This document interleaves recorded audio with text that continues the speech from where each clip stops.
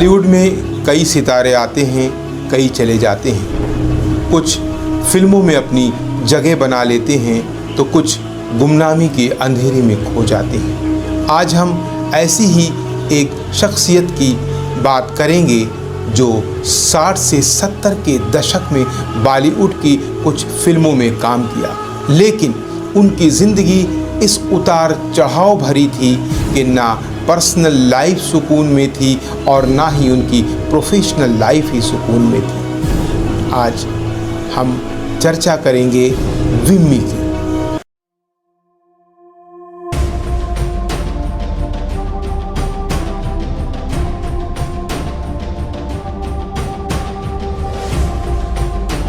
विम्मी को जब मुंबई आने का ऑफर मिला था तब वो शादीशुदा थी और इंडस्ट्री से उनका कोई नाता नहीं था, पर ऑफर के आगे उनकी शादी रोड़ा नहीं बनी और वो पहुंच गई मुंबई।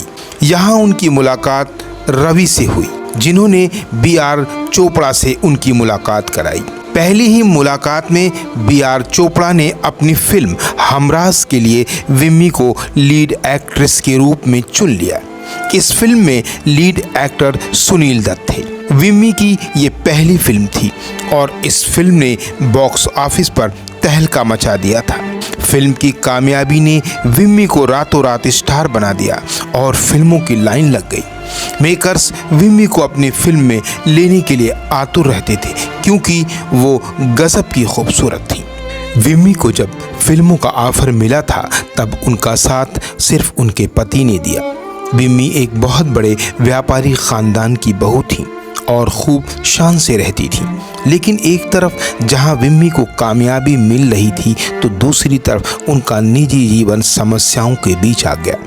विम्मी ने उस ज़माने के कई सुपरस्टारों के साथ काम किया, लेकिन एक वक्त ऐसा भी आया जब विम्मी की पति के साथ अनबन शुरू हो गई। किस्मत ऐसी पलटी कि विम्मी को घरेलू हिंसा से लेकर बिजनेस में घाटे तक की समस्याओं का सामना करना पड़ा और इसका असर उनके कैरियर पर भी पड़ा। विम्मी के पति काम में हस्तक्षेप करने लगे और खूबसूरती भी एक समय आकर फीकी पड़ने लगी। आखिर में विम्मी के पति ने अपने माता पिता के कहने पर उनको तलाक दे दिया। तलाक के बाद विम्मी बिल्कुल अकेली रह गई थी। विम्मी बेहद खूबसूरत थी, लेकिन उनकी एक्टिंग स्किल ज़्यादा अच्छी नहीं थी। ऐसे में उन्हें फिल्मों में काम मिलना भी काफ़ी कम हो गया। आगे चलकर विम्मी को शराब की लत भी लग गई। विम्मी प्रोड्यूसर जाली के साथ रहने लगी। जाली ने उनकी मदद कम की और उनका शोषण ज़्यादा किया।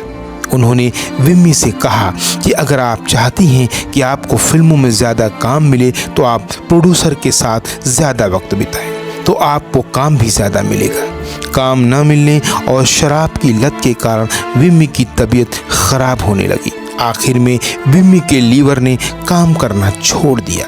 22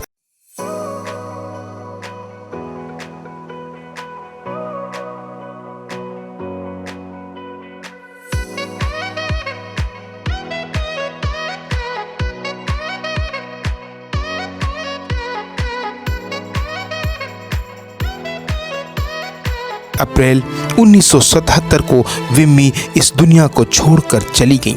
उस वक्त उनकी उम्र मात्र 33 साल की थी। विम्मी के पार्थिव शरीर को अर्थी तक नसीब नहीं हुई। जॉली ने उन्हें ठेले में डाला और शमशान घाट ले गया। इसके बाद उन्होंने उनकी चिता पर आग लगा दी थी। कहा जाता है कि उनकी अंतिम यात्रा में केवल 4 से 5 लोग ही शामिल थे।